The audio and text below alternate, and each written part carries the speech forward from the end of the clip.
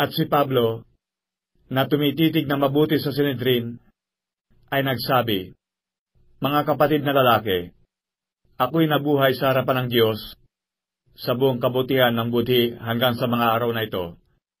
At ipinag-utos ng dakilang saserdoteng si Ananias sa mga malapit sa kanya na siya'y saktan sa bibig.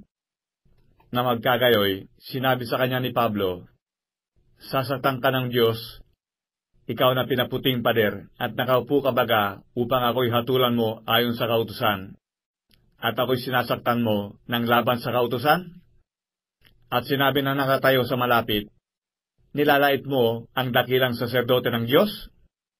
At sinabi ni Pablo, "Hindi ko nalalaman, mga kapatid na lalaki, na siya'y dakilang saserdote, sapagkat nasusulat, huwag kang magsasalita ng masama sa isang pinuno ng iyong bayan." Datapwat, nang matalastas ni Pablo na ang isang bahagi ay mga Saduseo at ang iba ay mga Pariseo, ay sumigaw siya sa Sanhedrin, "Mga kapatid na lalaki, ako'y Pariseo, anak ng mga Pariseo. Ako'y sinisiyasat tungkol sa pag-asa at pagkabuhay na maguli ng mga patay."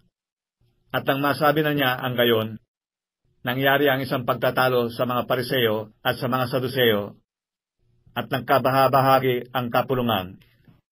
Sapagkat sinasabi ng mga Saduseo na walang pagkabuhay na maguli, ni anghel, ni espiritu, datapwat kapwa pinaniniwalaan ng mga Pariseo.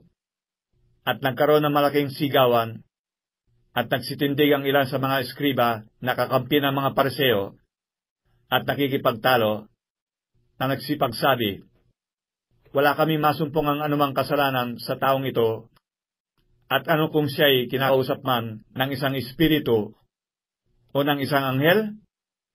At nang magkaroon ng malaking pagtatalo, sa takot ng Pangulong Kapitan na baka pagwaray-waray nila si Pablo, ay pinapanahog ang mga kawal at ipinaagaw siya sa gitna nila, at siya ipinasok sa kuta. At nang sumunog ng gabi, ay lumapit sa kanya ang Panginoon, at sinabi, "Laksan mo ang iyong loob, sapagkat kung paano ang pagkapatotoo mo tungkol sa akin sa Jerusalem, ay kailangan patotohanan mo rin gayon sa Roma."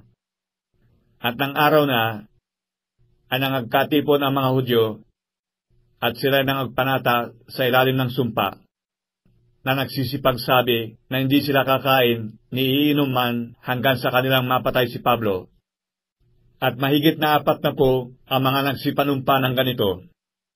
At sila'y nagsiparoon sa mga pangulong saserdote at sa mga matanda, at nangagsabi, "Kami ay nangagpanata sa ilalim ng mahigpit na sumpa, na hindi titikim ng anuman hanggang sa mapatay namin si Pablo. Ngayon nga, kayo pati ng mga Sanhedrin ay nangagpahiwatig sa mga Pangulong Kapitan na siya ipapanawag niya sa inyo, na waring ibig ninyong mahatulan ng lalong ganap ang sakdal tungkol sa kanya, at kami, bago siya dumating, ay nangahanda upang siya ipatayin." Datapwat, ang anak na lalaki ng kapatid na babae ni Pablo ay narinig ang tungkol sa kanilang pagbabakay, at siya ay naparoon at pumasok sa kuta at isinasay kay Pablo. At tinawag ni Pablo ang isa sa mga senturyon, at sinabi, "Dalhin mo ang binatang ito sa Pangulong Kapitan, sapagkat siya'y may isang bagay na sasabihin sa kanya."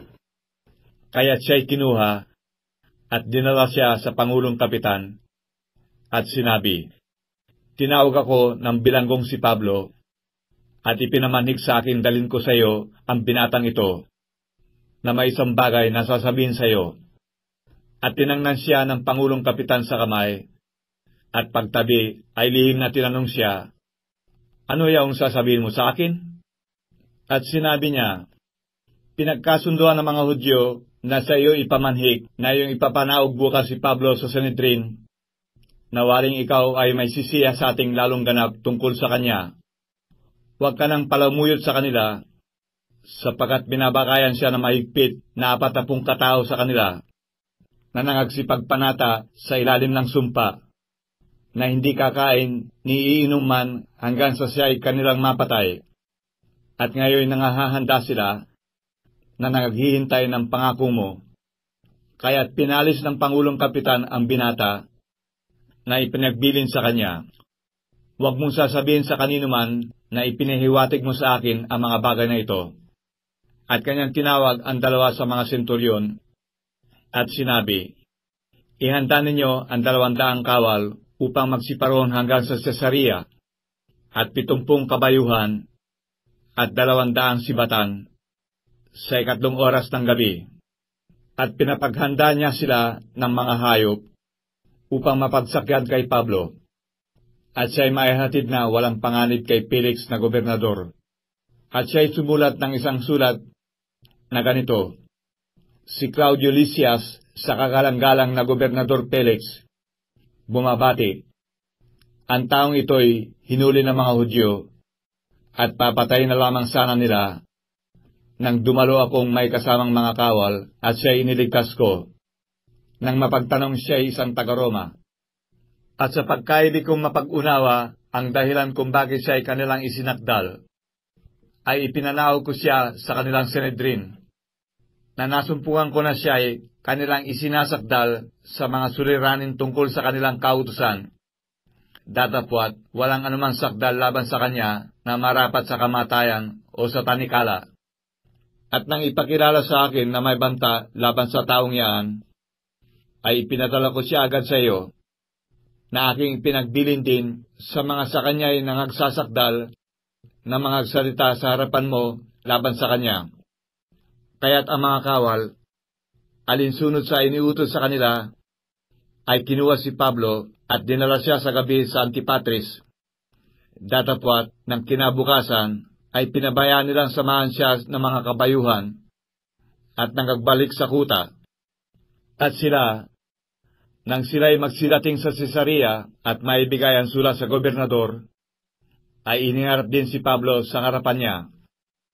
At nang mabasa niya ito, ay itinanong niya kung taga saan lalawigan siya. At nang maalamang siya ay taga Sicilia, "Pakikinggan kitang lubos," ang sabi niya. "Pagdating naman ng mga nagsisipagsakdal sa iyo," at ipinag-utos na siya ay ingatan sa palasyo ni Herodes.